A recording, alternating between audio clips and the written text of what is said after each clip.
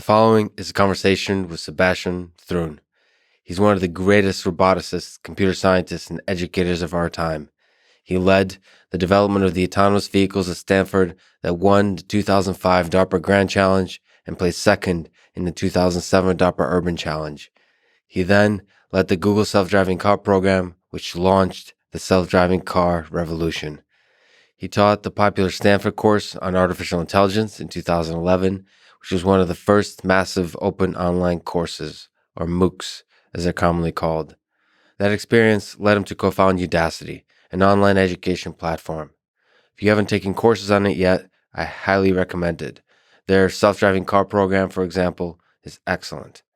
He's also the CEO of Kitty Hawk, a company working on building flying cars, or more technically eVTOLs, which stands for Electric Vertical Takeoff and Landing Aircraft. He has launched several revolutions and inspired millions of people, but also, as many know, he's just a really nice guy. It was an honor and a pleasure to talk with him. This is the Artificial Intelligence Podcast. If you enjoy it, subscribe on YouTube, give it 5 stars on Apple Podcasts, follow it on Spotify, support it on Patreon, or simply connect with me on Twitter at Lex Fridman, spelled Fridman. If you leave a review on Apple Podcasts or YouTube or Twitter, consider mentioning ideas, people, topics you find interesting. It helps guide the future of this podcast. But in general, I just love comments with kindness and thoughtfulness in them.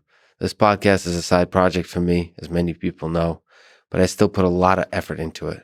So the positive words of support from an amazing community, from you, really help.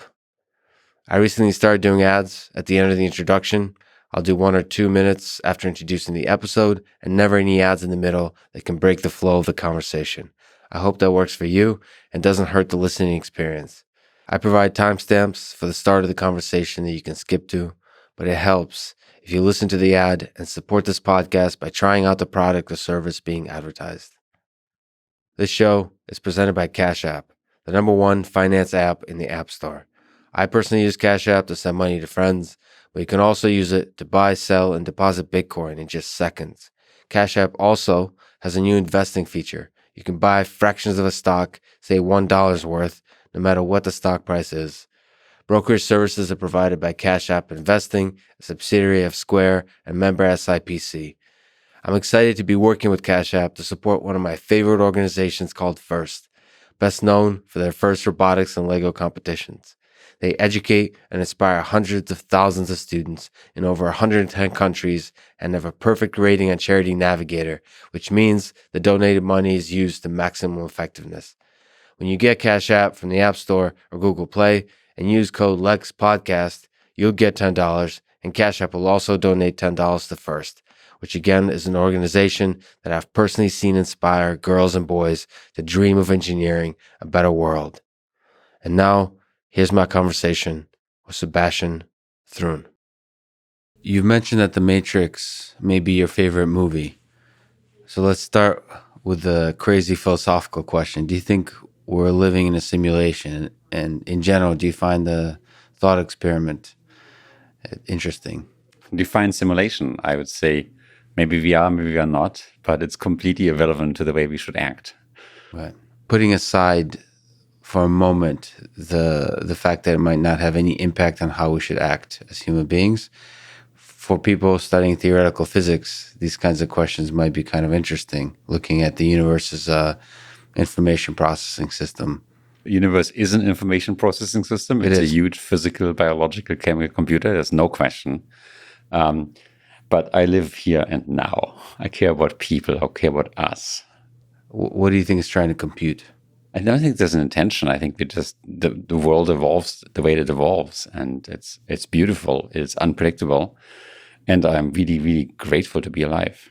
Spoken like a true human. Which last time I checked, I was. Well, in fact, this whole conversation is just a Turing test to see if indeed you are. You've also said that one of the first programs, or the first few programs you've written, was wait for it, TI-57 calculator. Yeah. Maybe that's early 80s. We don't want to date calculators or anything. It's early 80s, correct. Yeah. So, if you were to place yourself back into that time, into the mindset you were in, could you have predicted the evolution of computing, AI, the internet, technology in the decades that followed? I was super fascinated by Silicon Valley, which I'd seen on television once and thought, my God, this is so cool. They built like DRAMs there and CPUs. How cool is that? And as a college student, a few years later, I decided to really study intelligence and study human beings, and found that even back then in the 80s and 90s, that artificial intelligence is what fascinated me the most. What's missing is that back in the day, the computers are really small. They're like the brains we could build were not anywhere bigger as a cockroach. And cockroaches aren't very smart. So we weren't at the scale yet where we are today. Did you dream at that time to achieve the kind of scale we have today? Or did that seem possible? I always wanted to make robots smart. I felt it was super cool to build an artificial human. And the best way to build an artificial human was to build a robot, because that's kind of the closest we could do. Unfortunately, we aren't there yet. The robots today are still very brittle. But it's fascinating to study intelligence from a constructive perspective, where you build something. To understand, you build. What do you think it takes to build an intelligent system, an intelligent robot? I think the biggest innovation that we've seen is machine learning. And it's the idea that the computers can basically teach themselves. Let's give an example. I'd say everybody pretty much knows how to walk. And we learn how to walk in the first year or two of our lives. Mm-hmm. But no scientist has ever been able to write down the rules of human gait. We don't understand it. We have it in our brains somehow. We can practice it. We understand it, but we can't articulate it. We can't pass it on by language. And that to me is kind of the deficiency of today's computer programming. When you program a computer, they're so insanely dumb that you have to give them rules for every contingencies. Very unlike the way people learn, but learn from data and experience, computers are being instructed. And because it's so hard to get this instruction set right, we pay software engineers $200,000 a year. Yeah. Now, the most recent innovation, which has been in the make for like 30, 40 years, is an idea that computers can find their own rules. So they can learn from falling down and getting up the same way children can learn from falling down and getting up. And that revolution has led to a capability that's completely unmatched. Today's computers can watch experts do their jobs, whether you're a doctor or a lawyer, pick up the regularities, learn those rules, and then become as good as the best experts. So the dream of in the 80s of expert systems, for example, had at its core the idea that humans could boil down their expertise on a sheet of paper. So to sort of reduce, sort of be able to explain to machines how to do something explicitly. So do you think, what's the use of human expertise into this whole picture? Do you think most of the intelligence will come from machines learning from experience without human expertise input? So the question for me is much more, how do you express expertise? Yes. You can express expertise by writing a book. You can express expertise by showing someone what you're doing. You can express expertise by applying it by many different ways. And I think the expert systems was our best attempt in AI to capture expertise in rules, where someone sat down and say, here are the rules of human gait. Here's when you put your big toe forward and your heel backwards, and here how you stop stumbling. And as we now know, the set of rules, the set of language that we can command is incredibly limited. The majority of the human brain doesn't deal with language. It deals with like subconscious, numerical, perceptual things that we don't even self-aware of. Now, when a AI system watches an expert do their job and practice their job, it can pick up things that people can't even put into writing, into books or rules. And that's where the real power is. We now have AI systems that, for example, look over the shoulders of highly paid human doctors like dermatologists or radiologists, and they can somehow pick up those skills that no one can express in words. So you were a key person in launching 3 revolutions: online education, autonomous vehicles, and flying cars, or VTOLs. So high level, and I apologize for all the philosophical questions. There's no apology necessary. How do you choose what problems to try and solve? What drives you to make those solutions a reality? I have two desires in life. I want to literally make the lives of others better, or as we often say, maybe jokingly, make the world a better place. I actually believe in this. It's as funny as it sounds. And second, I want to learn. I want to get new skills. So I don't want to be in a job I'm good at, because if I'm in a job that I'm good at, the chances for me to learn something interesting is actually minimized. So I want to be in a job I'm bad at. That's really important to me. So when I build, for example, what people often call flying cars, these are electrical, vertical takeoff and landing vehicles. I'm just no expert in any of this. And it's so much fun to learn on the job what it actually means to build something like this. Now, I'd say the stuff that I done lately after I finished my professorship at Stanford, they really focused on like what has the maximum impact on society. Like transportation is something that has transformed the 21st or 20th century more than any other invention, in my opinion, even more than communication. And cities are different, work is different, women's rights are different because of transportation. And yet we still have a very suboptimal transportation solution where we kill 1.2 or so million people every year in traffic. It's like the leading cause of death for young people in many countries, where we are extremely inefficient resource-wise. Just go to your average neighborhood city and look at the number of parked cars. That's a travesty, in my opinion. Or where we spend endless hours in traffic jams. And very, very simple innovations like a self-driving car or what people call a flying car could completely change this. And it's there. I mean, the technology is basically there. You have to close your eyes not to see it. So lingering on autonomous vehicles, a fascinating space, some incredible work you've done throughout your career there. So let's start with DARPA, I think. The DARPA challenge through the desert and then urban through the streets. I think that inspired an entire generation of roboticists and obviously sprung this whole excitement about this particular kind of four-wheeled robots we called autonomous cars, self-driving cars. So you led the development of Stanley, the autonomous car that won the race to the desert, the DARPA challenge in 2005, and Junior, the car that finished second in the DARPA Urban Challenge, also did incredibly well in 2007, I think. What are some painful, inspiring, or enlightening experiences from that time that stand out to you? Oh my God. Painful were all these incredibly complicated, stupid bugs that had to be found. We had a phase where the Stanley, our car that eventually won the DARPA Grand Challenge, would every 30 miles just commit suicide. And we didn't know why. And it ended up to be that in the syncing of two computer clocks, occasionally a clock went backwards and that negative time elapsed, screwed up the entire internal logic, but it took ages to find this. It were like bugs like that. I'd say enlightening is the Stanford team immediately focused on machine learning and on software, whereas everybody else seemed to focus on building better hardware. Our analysis had been, look, a human being with an existing rental car can perfectly drive the course. Why do I have to build a better rental car? I just should replace the human being. And the human being, to me, was a conjunction of three steps. We had like sensors, eyes and ears, mostly eyes. We had brains in the middle, and then we had actuators, our hands and our feet. Now, the actuators are easy to build. The sensors are actually also easy to build. What was missing was the brain. So we had to build a human brain.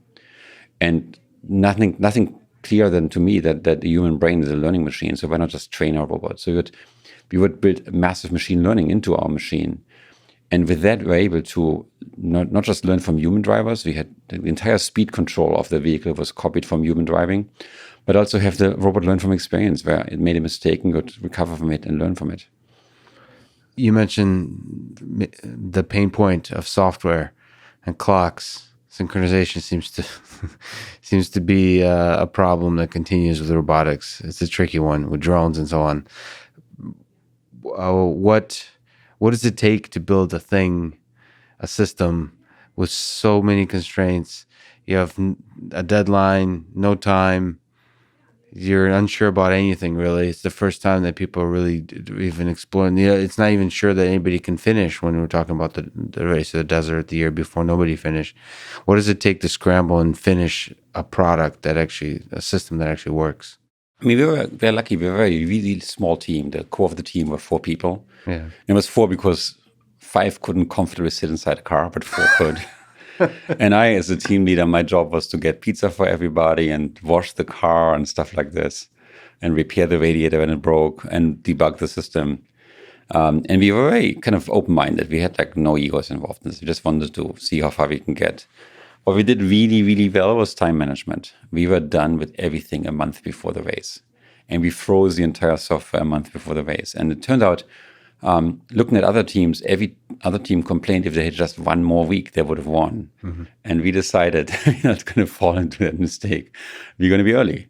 And we had an entire month to shake the system. And we actually found 2 or 3 minor bugs in the last month that we had to fix. And we were completely prepared when the race occurred. Okay, so first of all, that's such an incredibly rare achievement in terms of being able to be done on time or ahead of time. How do you do that in your future work?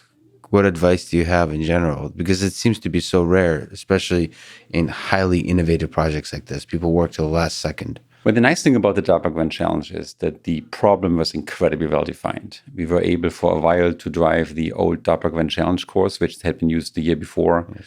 And then at some reason, we were kicked out of the region. So we had to go to a different desert, the Sonoran Desert, and we were able to drive desert trails just of the same type. So there was never any debate about like what is actually the problem. We didn't sit down and say, hey, should we build a car or a plane? Mm-hmm. We had to build a car. That made it very, very easy. Then I studied my own life and life of others and realized that the typical mistake that people make is that there's this kind of crazy bug left that they haven't found yet. And it's just, they regret it and the bug would have been trivial to fix. They just haven't fixed it yet. And they didn't want to fall into that trap. So I built a testing team. We had a testing team that built a testing booklet of 160 pages of tests we had to go through just to make sure we shake out the system appropriately. Wow. And the testing team was with us all the time and dictated to us, today we do railroad crossings. Tomorrow we practice the start of the event. And in all of these, we thought, oh my God, it's long solved trivial. And then we tested it out. Oh my God, it doesn't do railroad crossing. Why not? Oh my God, it mistakes the rails for metal barriers. Yes. We have to fix this. Yes. So it was really a continuous focus on improving the weakest part of the system. And as long as you focus on improving the weakest part of the system, you eventually build a really great system. Let me just pause on that. To me as an engineer, it's just super exciting that you were thinking like that, especially at that stage. That's brilliant. That testing was such a core part of it. It may be to linger on the point of leadership. I think it's one of the first times you were really a leader, and you've led many very successful teams since then. What does it take to be a good leader? I would say most of all, just take credit for the work of others. Right. That's very convenient, turns out, because I can't do all these things myself. I'm an engineer at heart, so I care about engineering. So I don't know what the chicken and the egg is, but as a kid, I loved computers because you could tell them to do something, and they actually did it. It was very cool. And you could, like, in the middle of the night, wake up at 1 a.m. and switch on your computer, and what you told you to do yesterday, it would still do. That was really cool. Unfortunately, that didn't quite work with people. So you go to people and tell them what to do, and they don't do it. Mm-hmm. And they hate you for it. Or you do it today, and then you go a day later, and they stop doing it. So you have to. So then the question really became, how can you put yourself in the brain of the people as opposed to computers? And in terms of computers are super dumb. They're just so dumb. If people were as dumb as computers, I wouldn't want to work with them. Mm-hmm. But people are smart, and people are emotional, and people have pride, and people have aspirations. So how can I connect to that? And that's the thing where most of leadership just fails, because many engineers turn manager believe they can treat their team just the same way they can treat a computer, and it just doesn't work this way. It's just really bad. So how can I connect to people? And it turns out, as a college professor, the wonderful thing you do all the time is to empower other people. Like, your job is to make your students look great. That's all you do. You're the best coach. And it turns out, if you do a fantastic job with making your students look great, they actually love you, and their parents love you, and they give you all the credit for stuff you don't deserve. It turns out all my students were smarter than me. All the great stuff invented at Stanford was their stuff, not my stuff. And they give me credit and say, oh, Sebastian, by just making them feel good about themselves. So the question really is, can you take a team of people, and what does it take to make them, to connect to what they actually want in life and turn this into productive action? It turns out every human being that I know has incredibly good intentions. I've really rarely met a person with bad intentions.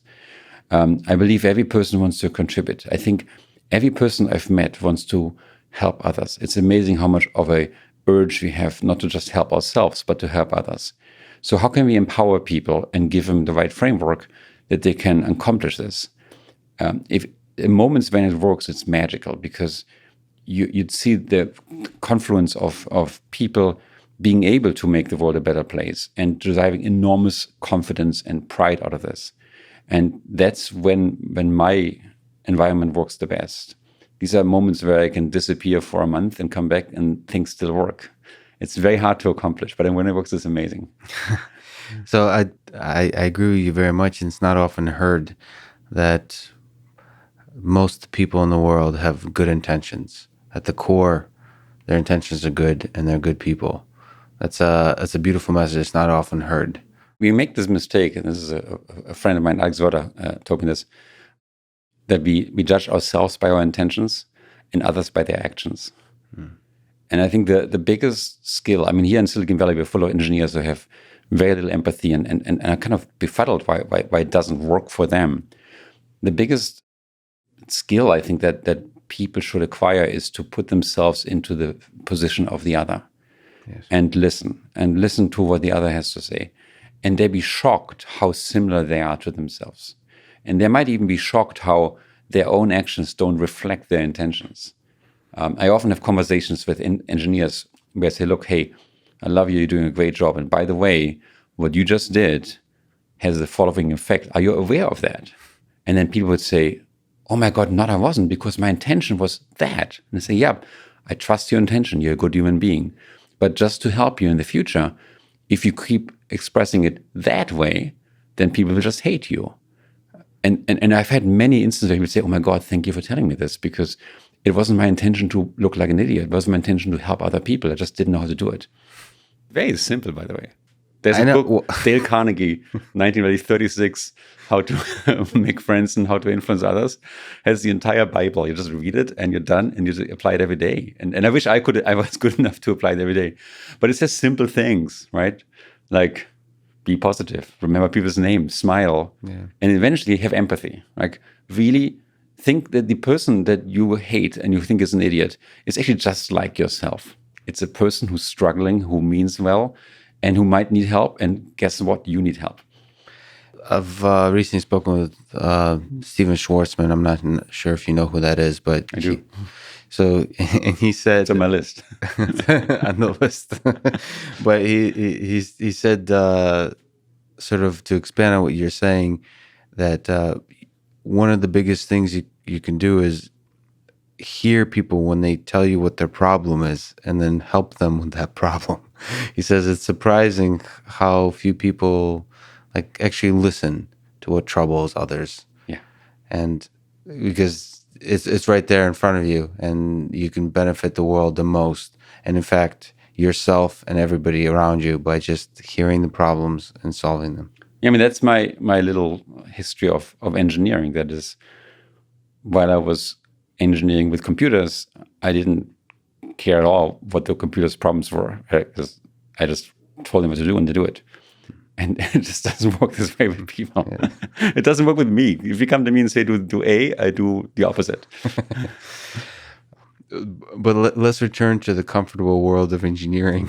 And can you tell me in broad strokes in how you see it? Because you're at the core of starting it, the core of driving it, the technical evolution of autonomous vehicles from the first DARPA Grand Challenge to the incredible success we see with the program you started with Google Self-Driving Car and Waymo and the entire industry that sprung up of different kinds of approaches, debates, and so on. Well, the idea of self-driving car goes back to the 80s. There was a team in Germany, another team at Carnegie Mellon that did some very pioneering work. But back in the day, I'd say the computers were so deficient that even the best professors and engineers in the world basically stood no chance. It then folded into a phase where the US government spent at least $500 million that I could count on research projects. But the way the procurement works, a successful stack of paper describing lots of stuff that no one's ever going to read was a successful product of a research project. So we trained our researchers to produce lots of paper. That all changed with the DARPA Grand Challenge. And I really got to credit the ingenious people at DARPA and the US government and Congress that took a complete new funding model where they said, let's not fund effort, let's fund outcomes. And it sounds very trivial, but there was no tax code that allowed the use of congressional tax money for a price. It was all effort-based. So if you put in 100 hours in, you could charge 100 hours. If you put in 1,000 hours in, you could bill 1,000 hours. By changing the focus instead of making the price, we don't pay you for development, we pay you for the accomplishment. They automatically drew out all these contractors who are used to the drug of getting money per hour. And they drew in a whole bunch of new people. And these people are mostly crazy people. There were people who had a car and a computer, and they wanted to make $1 million. The $1 million was the original price money, it was then doubled. And they felt if I put my computer in my car and program it, I can be rich. And that was so awesome. Like half the teams, there was a team that was surfer dudes, and they had like 2 surfboards on their vehicle and brought like these fashion girls, super cute girls, like twin sisters. And you could tell these guys were not your common Beltway bandit who like gets all these big multi-million and billion-dollar contracts from the US government. And that was a great reset. Universities moved in. I was very fortunate at Stanford that I just received tenure, so I couldn't get fired no matter what I do. Otherwise, I wouldn't have done it. And I had enough money to finance this thing, and I was able to attract a lot of money from third parties. And even car companies moved in. They kind of moved in very quietly because they were super scared to be embarrassed that their car would flip over. But Ford was there, and Volkswagen was there, and a few others, and GM was there. So it kind of reset the entire landscape of people. And if you look at who's a big name in self-driving cars today, these were mostly people who participated in those challenges. Okay, that's incredible. Can you just comment quickly on your sense of lessons learned from that kind of funding model and the research that's going on in academia in terms of producing papers? Is there something to be learned and scaled up bigger, having these kinds of grand challenges that could improve outcomes? So I'm a big believer in focusing on kind of an end-to-end system. I'm a really big believer in systems building. I've always built systems in my academic career, even though I do a lot of math and abstract stuff. But it's all derived from the idea of let's solve a real problem. And it's very hard for me to be an academic and say, let me solve a component of a problem. Like with there's fields like non-monetary logic or AI planning systems where people believe that a certain style of problem solving is the ultimate end objective. And I would always turn it around and say, hey, what problem would my grandmother care about that doesn't understand computer technology and doesn't want to understand? And how can I make her love what I do? Because only then do I have an impact on the world. I can easily impress my colleagues. That is much easier. But impressing my grandmother is very, very hard.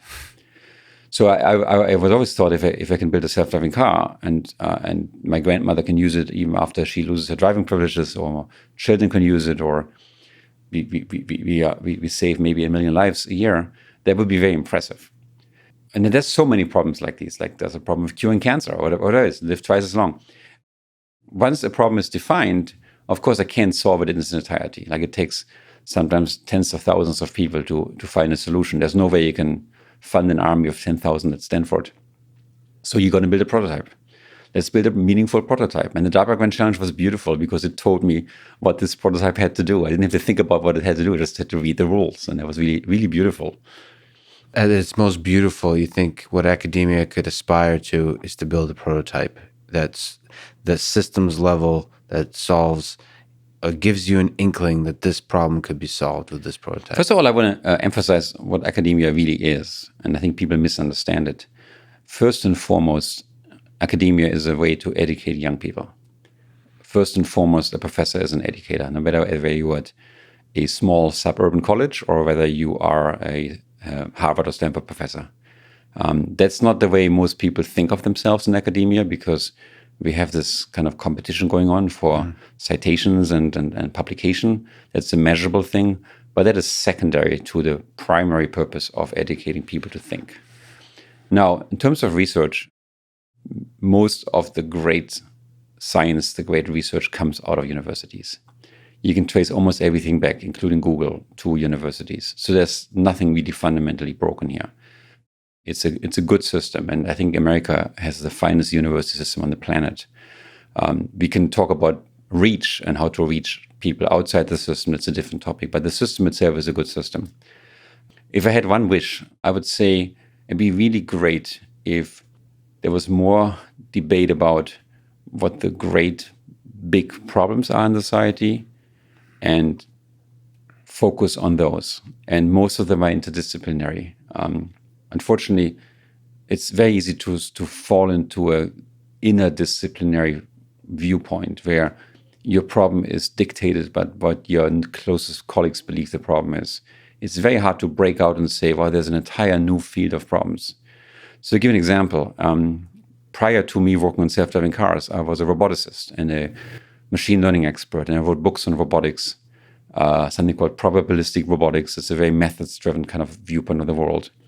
I built robots that acted in museums as tour guides, that like led children around. I did something that at the time was moderately challenging.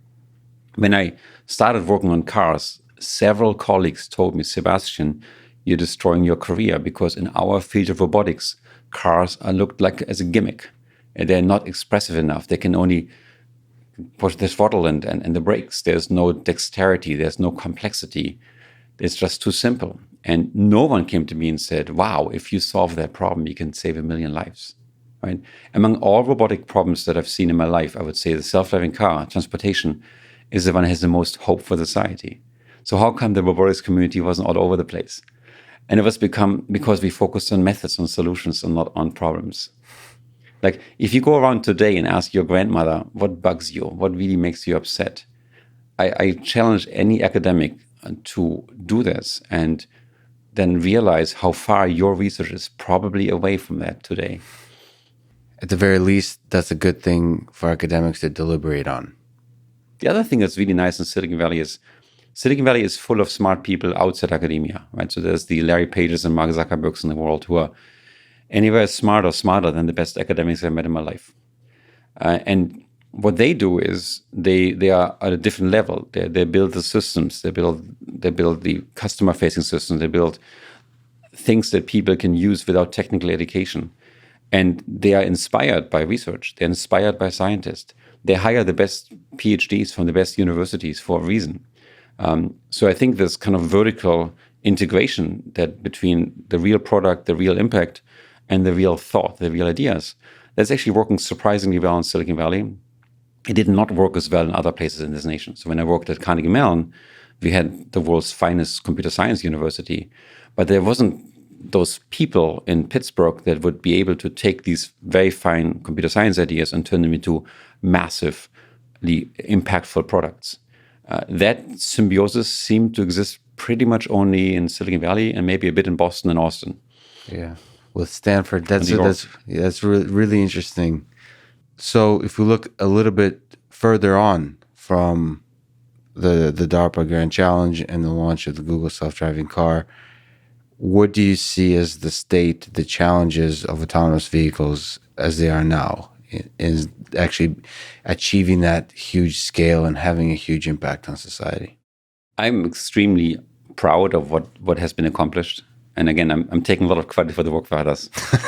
And I'm actually very optimistic. And people have been kind of worrying, is it too fast? Is it too slow? Why is it not there yet? And so on.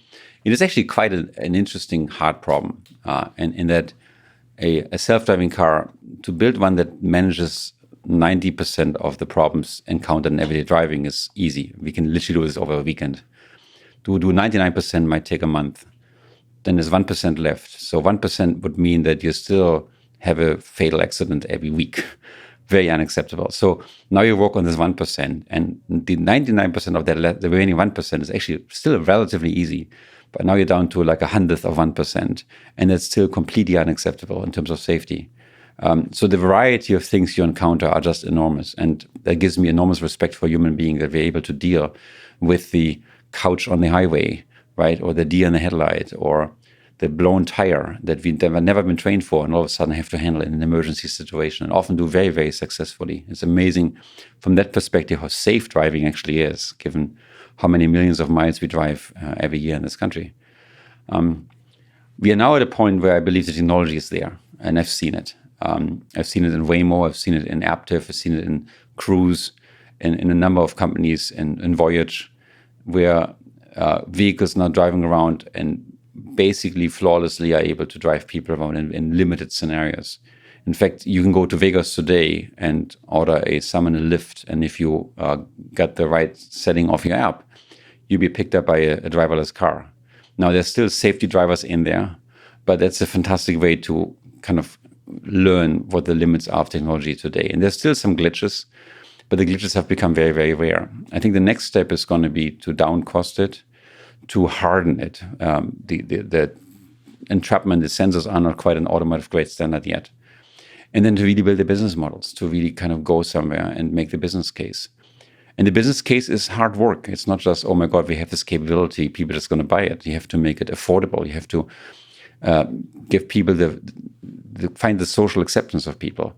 None of the teams yet has been able to, or gutsy enough to drive around without a person inside the car.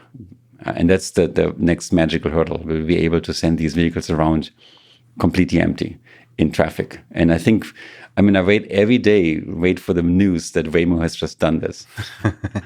So, it's interesting you mentioned gutsy. Let me ask some maybe unanswerable question, maybe edgy questions, but in terms of how much risk is required, some guts, in terms of leadership style, it would be good to contrast approaches. And I don't think anyone knows what's right. But if we compare Tesla and Waymo, for example, Elon Musk and the Waymo team, there's slight differences in approach. So on the Elon side, there's more, I don't know what the right word to use, but aggression in terms of innovation. And on Waymo's side, there's more sort of cautious, safety-focused approach to the problem. What do you think it takes? Which leadership at which moment is right? Which approach is right? Look, I don't sit in either of those teams, so I'm unable to even verify like what you said is correct. Right. In the end of the day, every innovator in that space will face a fundamental dilemma. And I would say you could put aerospace titans into the same bucket. Yes. Which is you have to balance public safety with your drive to innovate. And this country in particular, in the States, has a 100+ year history of doing this very successfully. Air travel is 100 times as safe per mile than ground travel, than cars. And there's a reason for it, because people have found ways to be very methodological about ensuring public safety while still being able to make progress on important aspects, for example, like airline noise and fuel consumption. So I think that those practices are proven and they actually work. We live in a world safer than ever before. And yes, there will always be the provision that something goes wrong. There's always the possibility that someone makes a mistake or there's an unexpected failure. We can't never guarantee to 100% absolute safety other than just not doing it. But I think I'm very proud of the history of the United States. I mean, we've dealt with much more dangerous technology like nuclear energy and kept that safe too. We have nuclear weapons and we keep those safe. So we have methods and procedures that really balance these two things very, very successfully.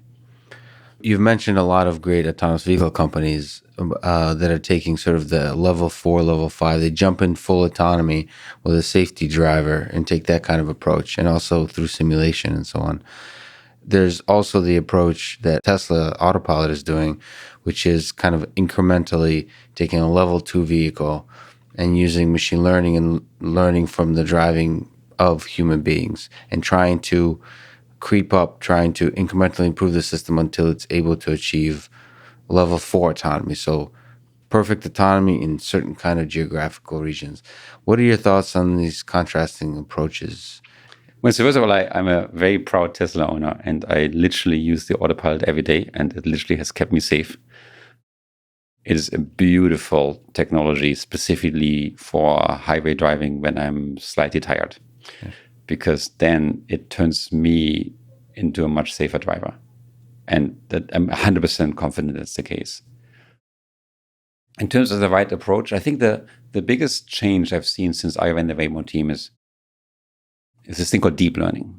I think deep learning was not a hot topic when I started Waymo or Google self-driving cars. It was there. In fact, we started Google Brain at the same time in Google X. So I invested in deep learning, but people didn't talk about it. It wasn't a hot topic. And now it is. There's a shift of emphasis from a more geometric perspective, where you use geometric sensors that give you a full 3D view and you do geometric reasoning about, oh, this box over here might be a car, towards a more human-like, let's just learn about it. This looks like the thing I've seen 10,000 times before, so maybe it's the same thing. Machine learning perspective. And that has really put, I think, all these approaches on steroids. At Udacity, we teach a course in self-driving cars. In fact, I think we've graduated over 20,000 or so people on self-driving car skills. So every self-driving car team in the world now uses our engineers.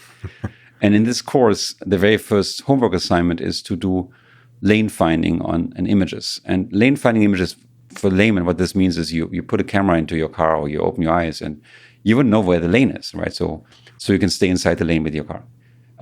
Humans can do this super easily. You just look and you know where the lane is, just intuitively. For machines, for a long time, it was super hard because people would write these kind of crazy rules. If there's like wine lane markers and here's what white really means, this is not quite white enough, so it's not white. Or maybe the sun is shining, so when the sun shines and this is white, and this is a straight line, or maybe it's not quite a straight line because the road is curved. And do we know that there's really 6 feet between lane markings or not, or 12 feet, whatever it is. And now, what the students are doing, they would take machine learning. So instead of like writing these crazy rules for the lane marker is, they'll say, hey, let's take an hour of driving and label it and tell the vehicle, this is actually the lane by hand. And then these are examples, and have the machine find its own rules, what lane markings are. And within 24 hours, now every student that's never done any programming before in this space can write a perfect lane finder as good as the best commercial lane finders. And that's completely amazing to me. We've seen progress using machine learning that completely dwarfs anything that I saw 10 years ago. Yeah, and just as a side note, the self-driving car nanodegree, the fact that you launched that many years ago now, maybe 4 years ago? 3 years ago. 3 years ago is incredible. That's a great example of system-level thinking, sort of just taking an entire course that teaches you how to solve the entire problem. I definitely recommend people. It's become super popular, and it's become actually incredibly high quality. We built it with Mercedes and various other companies in that space. And we find that engineers from Tesla and Waymo are taking it today. The insight was that two things. One is existing universities will be very slow to move because they're departmentalized and there's no department for self-driving cars. So between MechE and Double E and computer science, getting those folks together into one room is really, really hard. And every professor listening here will probably agree to that. And secondly, even if all the great universities just did this, which none so far has developed a curriculum in this field, it is just a few thousand students that can partake because all the great universities are super selective. So how about people in India? How about people in China or in the Middle East or Indonesia or Africa? Why should those be excluded from the skill of building self-driving cars? Are they any dumber than we are? Are they any less privileged? And the answer is, we should just give everybody the skill to build a self-driving car. Because if we do this, then we have like 1,000 self-driving car startups. And if 10% succeed, that's like 100. That means 100 countries now will have self-driving cars and be safer. It's kind of interesting to imagine, impossible to quantify, but the number, over a period of several decades, the impact that has, like a single course, like a ripple effect through society. I just recently talked to Andrew, who was creator of Cosmos. It's a show. It's interesting to think about how many scientists that show launched. Yes. And so it's really, in terms of impact, I can't imagine a better course than the self-driving car course. That's, there's other more specific disciplines like deep learning and so on that Udacity is also teaching, but self-driving cars, it's really, really interesting course. Yeah, and it came at the right moment. It came at a time when there were a bunch of acqui-hires. Acqui-hire is a acquisition of a company not for its technology or its products or business, but for its people. Yeah. So acqui-hire means maybe the company of 70 people, they have no product yet, but they're super smart people, and you pay a certain amount of money. So I took acqui-hires like GM Cruise and Uber and others and did the math and said, hey, how many people are there and how much money was paid? And as a lower bound, I estimated the value of a self-driving car engineer in these acquisitions to be at least $10 million, right? So think about this. You get yourself a skill and you team up and build a company, and your worth now is $10 million. I mean, that's kind of cool. I mean, what other thing could you do in life to be worth $10 million within a year? Yeah, amazing. But to come back for a moment onto deep learning and its application in autonomous vehicles, what are your thoughts on Elon Musk's statement, provocative statement perhaps, that LiDAR is a crutch? So this geometric way of thinking about the world may be holding us back what we should instead be doing in this robotic space, in this particular space of autonomous vehicles, is using camera as a primary sensor and using computer vision and machine learning as the primary way to... Look, I have two comments. I think, first of all, we all know that people can drive cars without LiDARs in their heads because we only have eyes. And we mostly just use eyes for driving. Maybe we use some other perception about our bodies, accelerations, occasionally our ears, certainly not our noses. So that the existence proof is there, that eyes must be sufficient. In fact, we could even drive a car if someone put a camera out and then gave us the camera image with no latency. We would be able to drive a car that way, the same way. So a camera is also sufficient. Secondly, I really love the idea that in the Western world, we have many, many different people trying different hypotheses. It's almost like an anthill. Like if an anthill tries to forage for food, right? You can sit there as two ants and agree what the perfect path is, and then every single ant marches for the most likely location of food is, or you can have them just spread out. And I promise you, the spread out solution will be better because if the discussing philosophical, intellectual ants get it wrong and they're all moving the wrong direction, they're going to waste a day, and then they're going to discuss again for another week. Whereas if all these ants go in a random direction, someone's going to succeed and they're going to come back and claim victory and get the Nobel Prize or whatever the ant equivalent is. And then they all march in the same direction. And that's great about society. That's great about the Western society. We're not plan-based. We're not central-based. We don't have a Soviet Union-style central government that tells us where to forge. We just forge. We start in C Corp. We get investor money, go out and try it out. And who knows who's going to win? I like it. When you look at the long-term vision of autonomous vehicles, do you see machine learning as fundamentally being able to solve most of the problems? So learning from experience. I'd say we should be very clear about what machine learning is and is not. And I think there's a lot of confusion. What it is today is a technology that can go through large databases of repetitive patterns and find those patterns. So an example, we did a study at Stanford 2 years ago where we applied machine learning to detecting skin cancer in images. And we harvested or built a data set of 129,000 skin photo shots that all had been biopsied for what the actual situation was. And those included melanomas and carcinomas, also included rashes and other skin conditions, lesions. And then we had a network find those patterns, and it was by and large able to then detect skin cancer with an iPhone as accurately as the best board-certified Stanford-level dermatologist. We proved that. Now this thing was great in this one thing, I'm finding skin cancer, but it couldn't drive a car.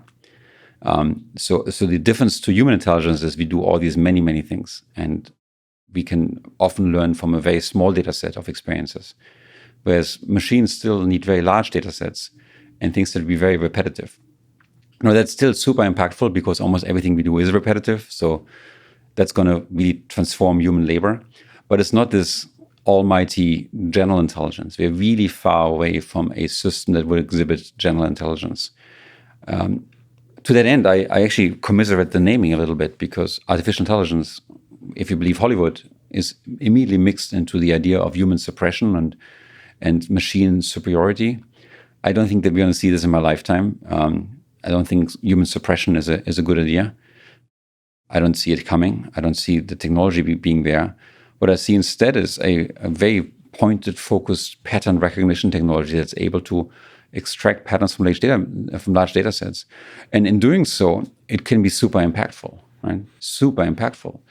Let's take the impact of artificial intelligence on human work. We all know that it takes something like 10,000 hours to become an expert. If you want to be a doctor or a lawyer or even a really good driver, it takes a certain amount of time to become experts. Machines now are able and have been shown to observe people become experts and observe experts and then extract those rules from experts in some interesting way. That could go from law to sales to driving cars to diagnosing cancer, and then giving that capability to people who are completely new in their job. We now can, and that's been done. It's been done commercially in many instantiations. So that means we can use machine learning to make people expert on the very first day of their work. Like, think about the impact. If your doctor is still in their first 10,000 hours, you have a doctor who's not quite an expert yet. Who would not want a doctor who is the world's best expert? And now we can leverage machines to really eradicate the error in decision-making, error and lack of expertise for human doctors. That could save your life.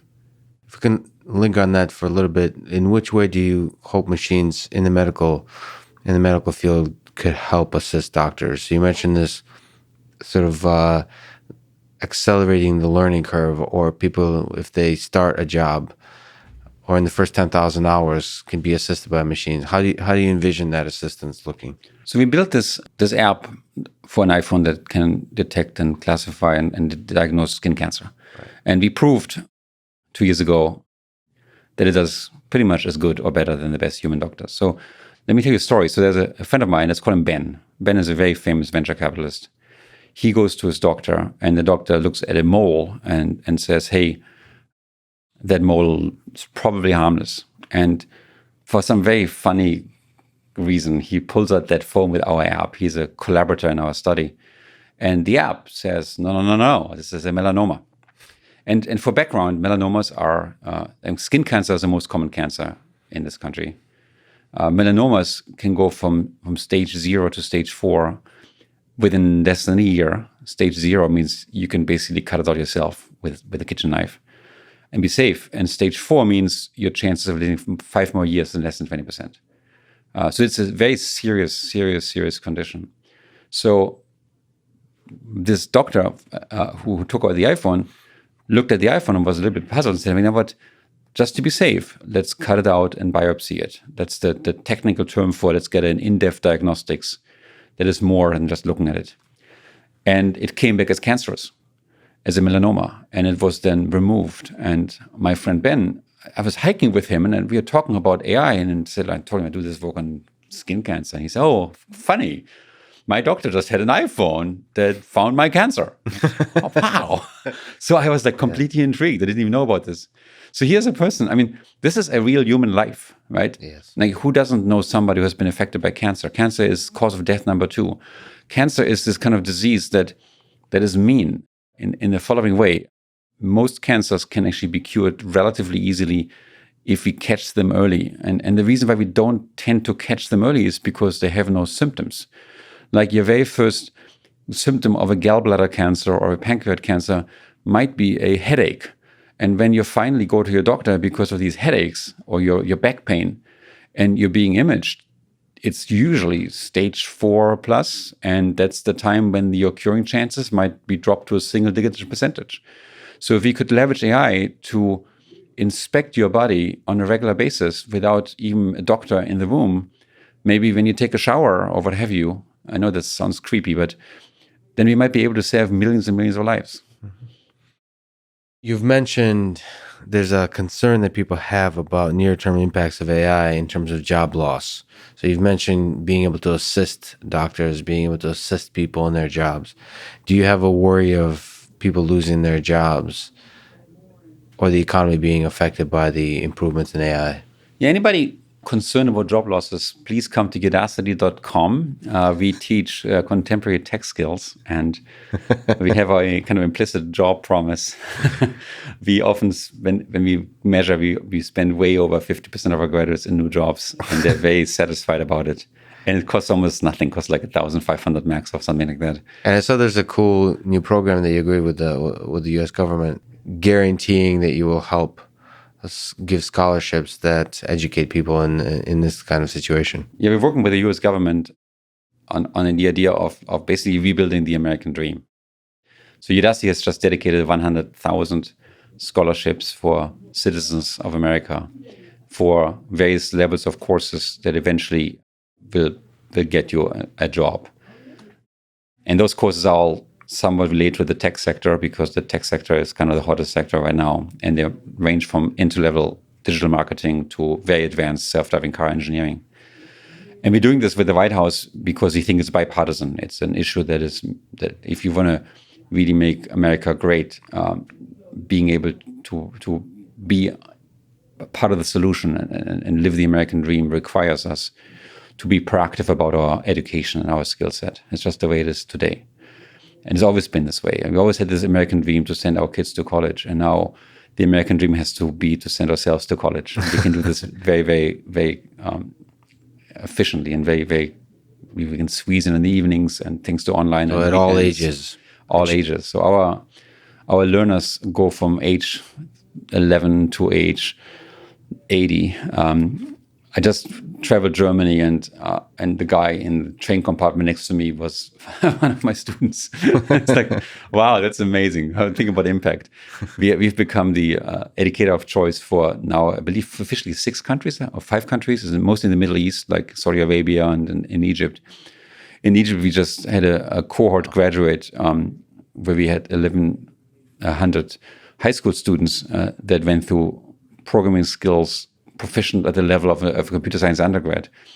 And we had a 95% graduation rate, even though everything's online. It's kind of tough, but we're kind of trying to figure out how to make this effective. The vision is very, very simple. The vision is education ought to be a basic human right.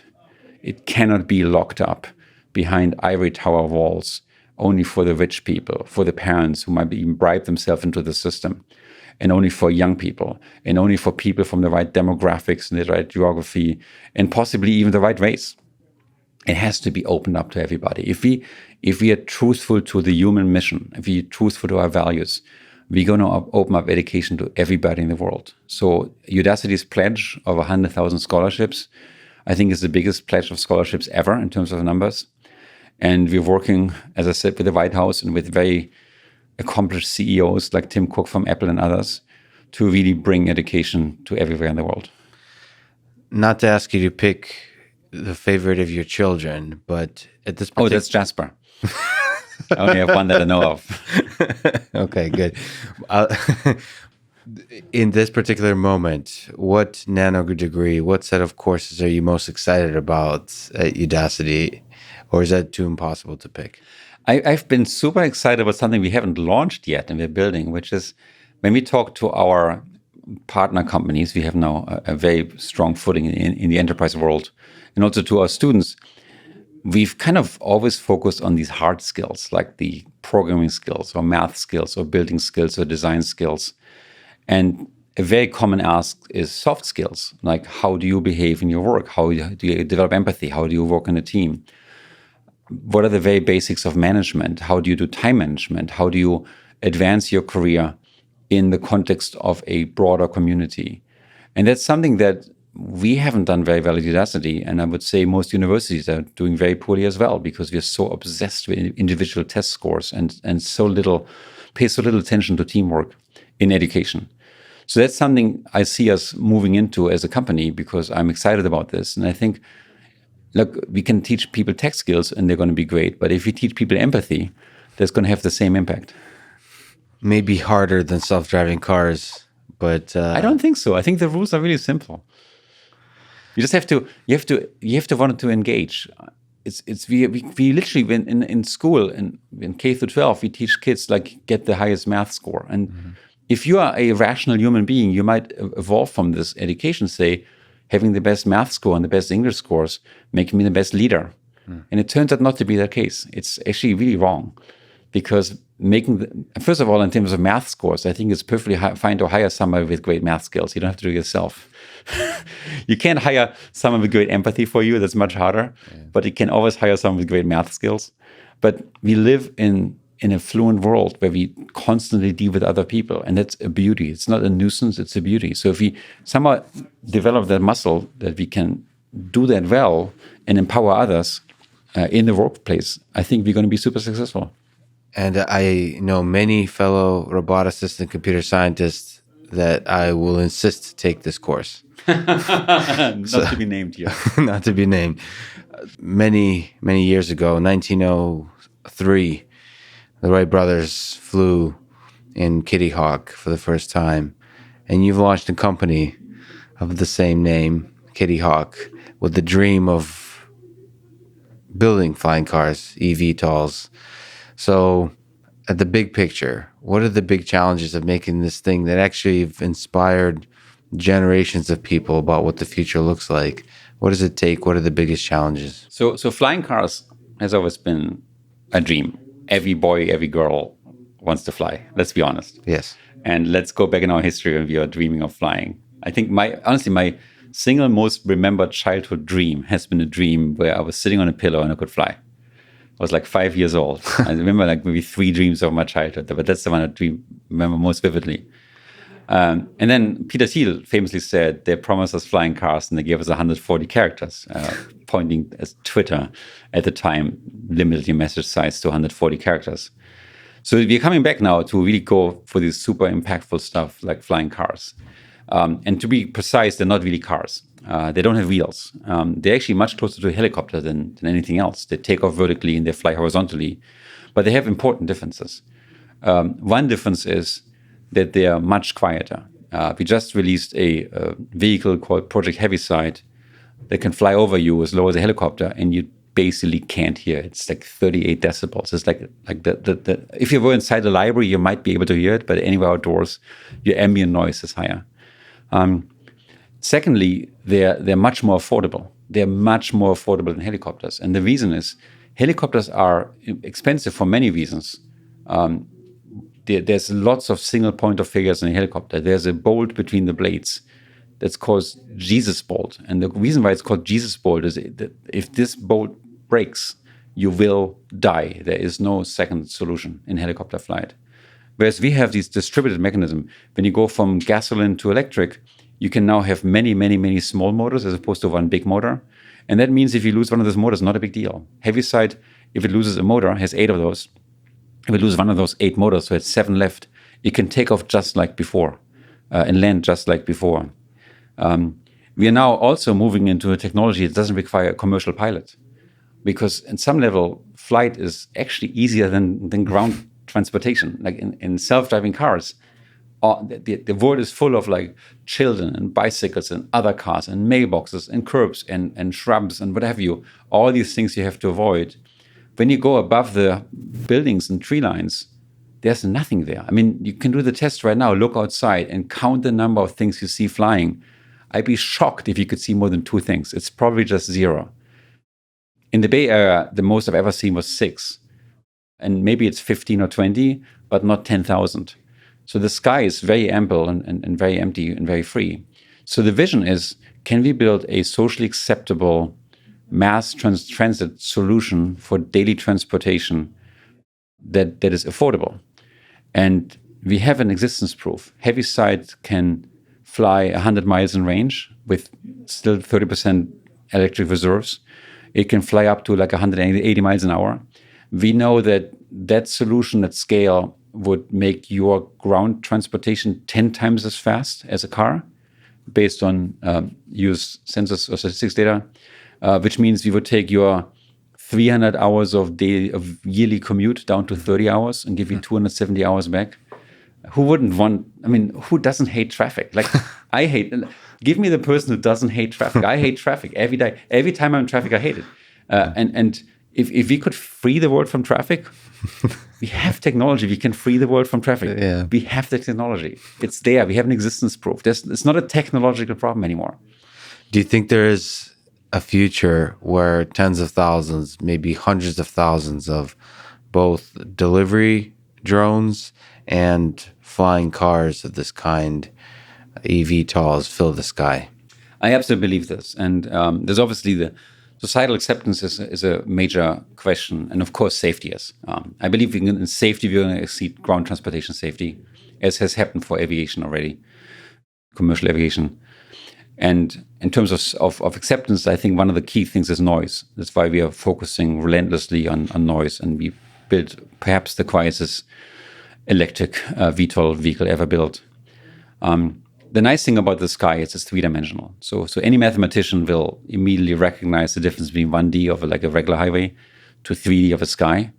But to make it clear for the layman, say you want to make 100 vertical lanes of Highway 101 in San Francisco because you believe building 100 vertical lanes is the right solution. Imagine how much it would cost to stack 100 vertical lanes physically onto 101. That would be prohibitive. That would be consuming the world's GDP for an entire year just for one highway. It's amazingly expensive. Okay, in the sky, it would just be a recompilation of a piece of software because all these lanes are virtual. Yes. That means any vehicle that is in conflict with another vehicle would just go to different altitudes and then the conflict is gone. And if you don't believe this, that's exactly how commercial aviation works. When you fly from New York to San Francisco, another plane flies from San Francisco to New York, they're at different altitudes, so they don't hit each other. It's a solved problem for the jet space, and it will be a solved problem for the urban space. There's companies like Google Wing and Amazon working on very innovative solutions how to do airspace management.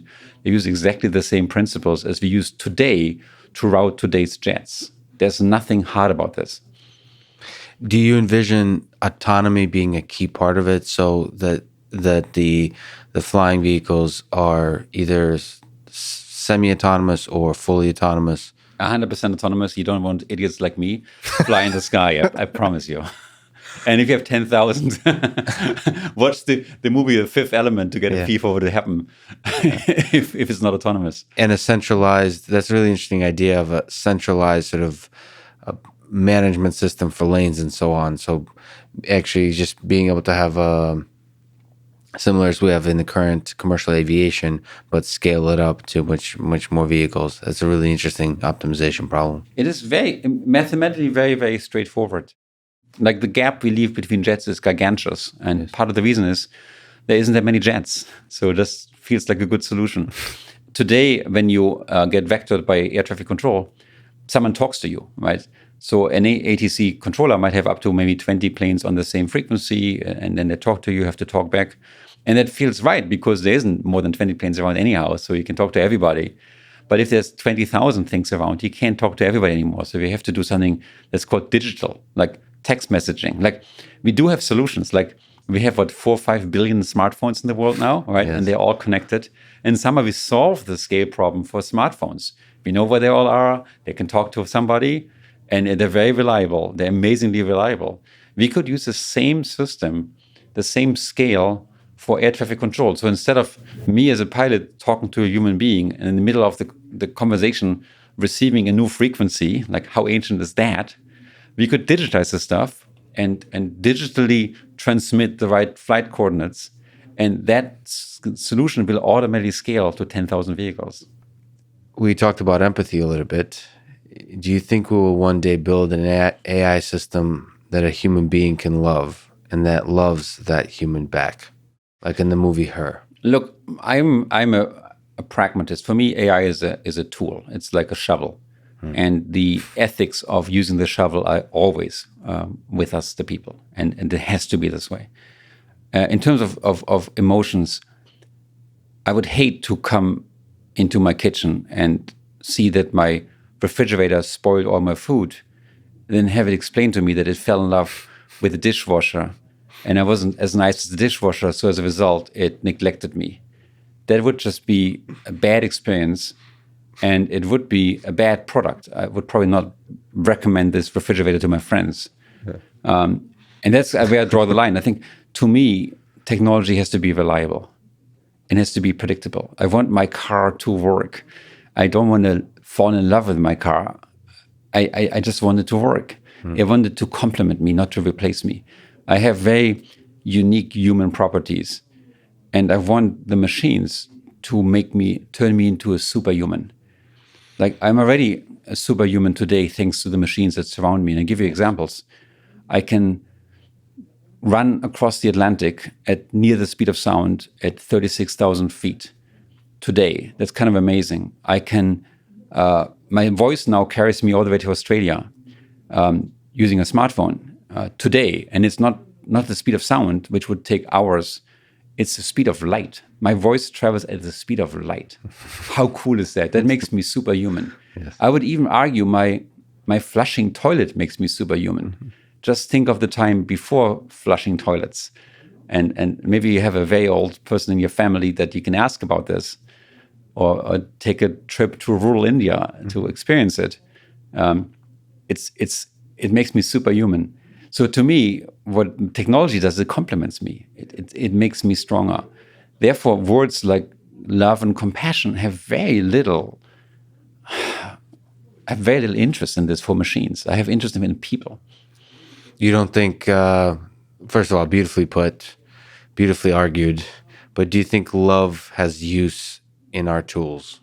Compassion? I think love is a beautiful human concept. And if you think of what love really is, love is a means to convey safety, to convey trust. I think trust has a huge need in technology as well, not just people. We want to trust our technology the same way or in a similar way we trust people. In human interaction, standards have emerged and feelings, emotions have emerged, maybe genetically, maybe biologically, that are able to convey sense of trust, sense of safety, sense of passion, of love, of dedication, that makes the human fabric. And I'm a big slacker for love. I want to be loved. I want to be trusted. I want to be admired. All these wonderful things. And because all of us we have this beautiful system, I wouldn't just blindly copy this to the machines. Here's why. When you look at, say, transportation, you could have observed that up to the end of the 19th century, almost all transportation used any number of legs, from 1 leg to 2 legs to 1,000 legs. And you could have concluded that is the right way to move about the environment. Maybe with the exception of birds who use flapping wings. In fact, there are many people in aviation that flapped wings to their arms and jumped from cliffs. Most of them didn't survive. Then the interesting thing is that the technology solutions are very different. Like in technology, it's really easy to build a wheel. In biology, it's super hard to build a wheel. There's very few perpetually rotating things in biology, and they're usually one cell things. In engineering, we can build wheels, and those wheels gave rise to cars. Similar wheels gave rise to aviation. Like there's no thing that flies that wouldn't have something that rotates, like a jet engine or helicopter blades. So the solutions have used very different physical laws than nature, and that's great. So for me, to be too much focused on, oh, this is how nature does it, let's just replicate it. If we really believed that the solution to the agricultural revolution was a humanoid robot, we would still be waiting today. Again, beautifully put. You said that you don't take yourself too seriously. Did I say that? Maybe you want me to say that? Maybe you're not taking me seriously. I'm not. Yeah, that's right. Good. You're right. I don't want to. I just made that up. But you know, you have a humor and a lightness about life that I think is beautiful and inspiring to a lot of people. Where does that come from? The smile, the humor, the lightness amidst all the chaos of the hard work that you're in. Where does that come from? I just love my life. I love the people around me. I'm just so glad to be alive. Like, I'm 52, hard to believe. People say 52 is the new 51, so now I feel better. But in looking around the world, just go back 200, 300 years. Like, humanity is 300,000 years old. But for the first 300,000 years, minus the last 100, our life expectancy would have been plus or minus 30 years, roughly, give or take. So I would be long dead now. Like, that makes me just enjoy every single day of my life, because I don't deserve this. Like, why am I born today when so many of my ancestors died of horrible deaths, like famines, massive wars that ravaged Europe for the last 1,000 years, mystically disappeared after World War II when the Americans and the Allies did something amazing to my country that didn't deserve it, the country of Germany. This is so amazing. And then when you're alive and feel this every day, then it's just so amazing what we can accomplish, what we can do. We live in a world that is so incredibly vastly changing every day. Almost everything that we cherish, from your smartphone to your flushing toilet, to all these basic inventions, your new clothes you're wearing, your watch, your plane, penicillin, I don't know, anesthesia for surgery, penicillin have been invented in the last 150 years. So in the last 150 years, something magical happened. And I would trace it back to Gutenberg and the printing press that has been able to disseminate information more efficiently than before, that all of a sudden we were able to invent agriculture and nitrogen fertilization that made agriculture so much more potent, that we didn't have to work on the farms anymore, and we could start reading and writing, and we could become all these wonderful things we are today, from airline pilot to massage therapist to software engineer. It's just amazing. Like, living in that time is such a blessing. We should sometimes really think about this. Right? Steven Pinker, who is a very famous author and philosopher whom I really adore, wrote a great book called Enlightenment Now. And that's maybe the one book I would recommend. And he asks the question, if there was only a single article written in the 20th century, only one article, what would it be? What's the most important innovation, the most important thing that happened? And he would say this article would credit a guy named Carl Bosch. And I challenge anybody, have you ever heard of the name Carl Bosch? I hadn't, okay? No. There's a Bosch corporation in Germany, but it's not associated with Carl Bosch. So I looked it up. Carl Bosch invented nitrogen fertilization. And in doing so, together with an older invention of irrigation, was able to increase the yield per agricultural land by a factor of 26. So a 2,500% increase in fertility of land. And that, so Steve Pinker argues, saved over 2 billion lives today. 2 billion people who would be dead if this man hadn't done what he had done, okay? Think about that impact and what that means to society. That's the way I look at the world. I mean, it's just so amazing to be alive and to be part of this. And I'm so glad I lived after Carl Bosch and not before. I don't think there's a better way to end it, Sebastian. It's an honor to talk to you, to have had the chance to learn from you. Thank you so much for talking. Thanks for coming on. It's a real pleasure. Thank you for listening to this conversation with Sebastian Thrun. And thank you to our presenting sponsor, Cash App. Download it, use code LEXPODCAST. You'll get $10, and $10 will go to First, a STEM education nonprofit that inspires hundreds of thousands of young minds to learn and to dream of engineering our future. If you enjoy this podcast, subscribe on YouTube, get 5 stars on Apple Podcasts, support it on Patreon, or connect with me on Twitter. And now, let me leave you with some words of wisdom from Sebastian Thrun. It's important to celebrate your failures as much as your successes. If you celebrate your failures really well, if you say, wow, I failed, I tried, I was wrong, but I learned something, then you realize you have no fear. And when your fear goes away, you can move the world. Thank you for listening, and hope to see you next time.